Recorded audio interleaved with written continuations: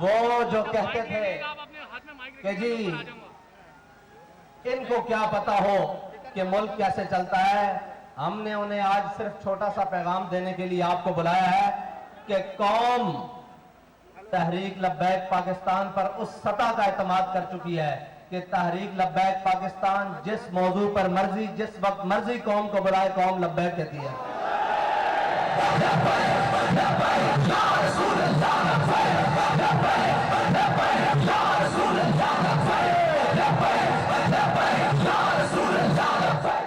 और जिस दिन तहरीक लब्बैक या रसूलुल्लाह ने महंगाई निजात मार्च रखा है, यह दिन कोई आम नहीं है।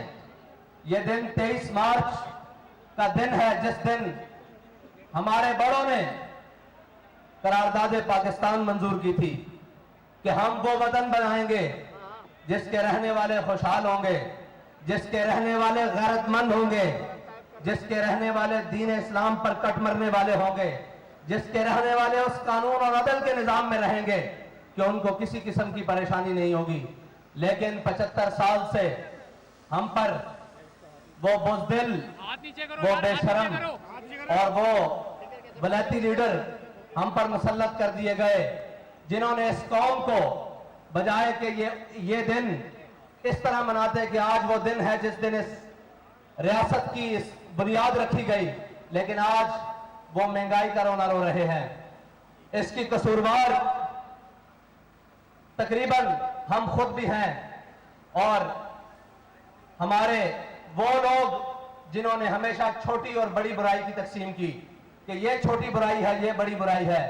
आपको अब तो 75 साल गुजरने के बाद ये एहसास हो जाना चाहिए कि बुराई बुराई होती है, अगरचे उसके ऊपर जो मर्जी कवर प्लेटेड दे दिया जाए, उसको पीपल्स पार्टी का नाम दे दिया जाए, उसको MQM का नाम दे दिया जाए,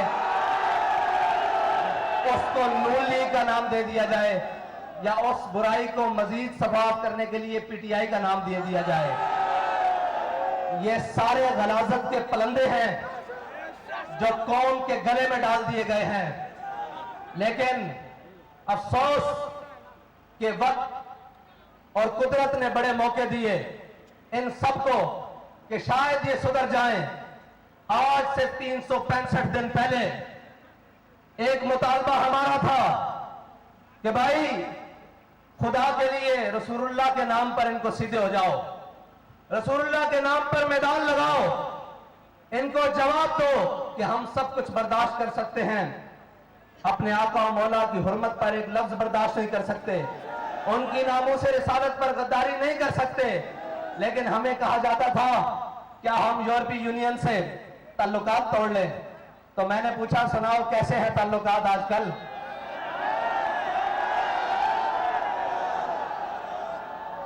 और बेशर्मों जो थूक के जो चाटना था तो कम अज कम रसूलुल्लाह के नाम पर आगे कदम बढ़ा देते।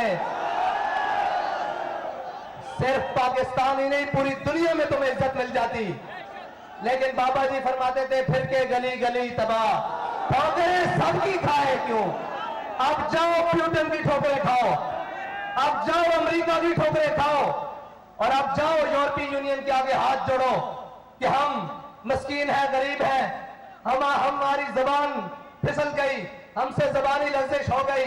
ये जबानी नहीं हुई, ये मेरे मालिक ने तुमसे करवाया है।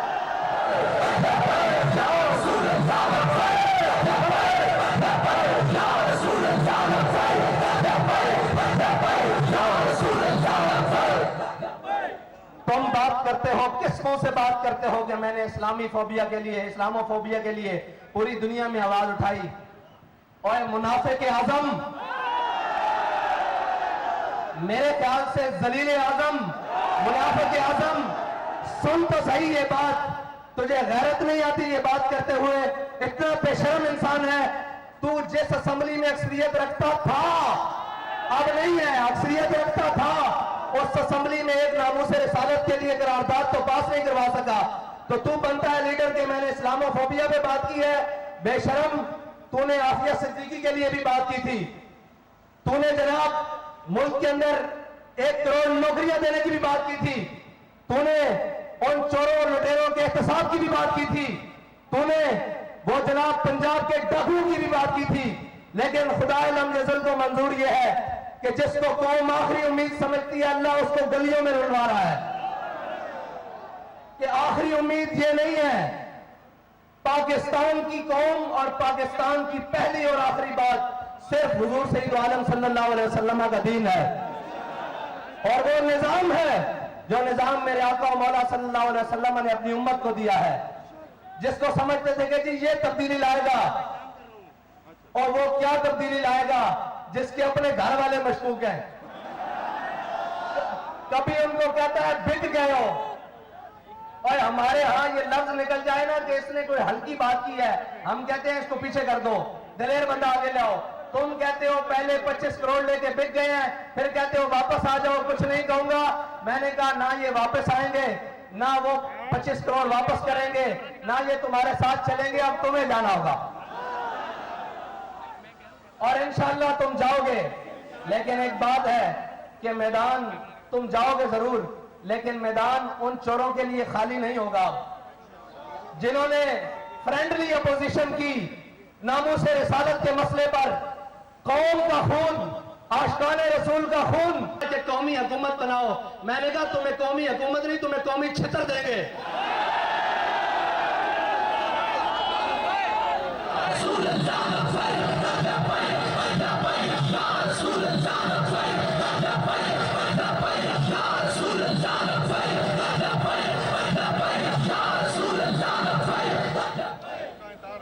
तुम इतने बेशर्म हो चुके हो कि तुमने 3 साल इस मुल्क की बुनियादों के साथ खेला गया।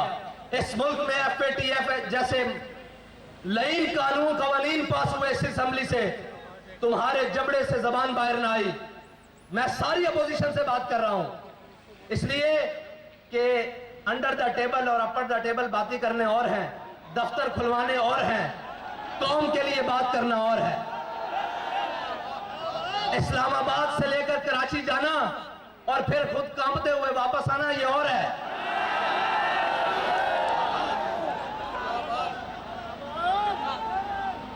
और ये कहना कि हमें कुछ हिस्सा मिल जाए और उसके साथ उन लोगों के साथ राब्ते करने जिनके साथ 5 साल उनके खिलाफ बातें करते रहो, और जनाब जब वक्त आए इक़्तिदार लेने की, कहीं से रोशनी नजर आए, रोशनी क्या, जो कौम के भेड़िए हैं उनके लिए तो इक़्तिदार भी अंधेरा है, अंधेरा है इक़्तिदार। उन कौम के भेड़ियों को जरा लो नजर आए, इसी कौम ने तारीख की महंगी तरीन चीनी खरीदी, तुम कोई बात ना कर सके। इसी कौम ने अपने सामने FATF के कवानीन पास होते देखे और अपोजिशन खामोश रही, कोई बात नहीं की अपोजिशन ने, फ्रेंडली माहौल रखा। इन्हीं के सामने जनाब पूरी कौम महंगाई की चक्की में पिस कर रह गई, ये अपोजिशन पूरी खामोश रही। लेकिन जैसे ही इक़्तिदार की लच्छा नजर आना शुरू हुआ तो सबसे पहले गीदड़ की तरह मैदान में आ गए और सबसे पहले ये कहना शुरू कर दिया कि जी हम अदम एतमाद लाएंगे और हम जनाब इसको तख्त से उतारेंगे। तुम अदम एतमाद लाओ या ना लाओ, मैं तुम्हें बरसरे मिंबर ये खड़ा होकर कह रहा हूं, पूरी कौम तमाम पार्टीज के ऊपर अदम एतमाद कर चुकी है। पूरी कौम इनकी सियासत के ऊपर, इनकी तर्ज हुकूमत के ऊपर और इनके मुनाफिकाना रवैया के ऊपर अदम एतमाद कर चुकी है। अब रही बात इलेक्शन की, तो तुम इलेक्शन की तैयारियां कर रहे होगे, हम पहले तैयार हैं, मैदान में बैठे हुए हैं।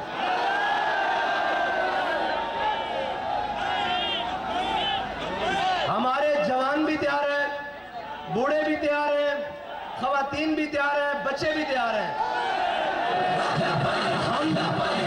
एक मिनट जी, हमने ये तय कर लिया है कि कौम को किसी भी मसले में अब अकेला नहीं छोड़ना। वो महंगाई का मसला हो, वो सबसे पहले नामूसे रिसालत खत्म नबूवत का मसला हो, जाने देंगे, देनी पड़ी, खून देंगे, देंगे, देना पड़ा खून देंगे, जनाब माल देना पड़ा देंगे, लेकिन कौम को अब इन बोसीदा नारों के सपुर्द नहीं कर देंगे। ये आते हैं, नारे लगाते हैं, आजकल उनको भी बड़ा जनाब मजहबी फैक्टर याद आया हुआ है, दीनी बातें याद आई हुई हैं, आशिक रसूल बड़ा हुआ है। मैंने कहा तू भी मुंह दिखाने के काबिल है,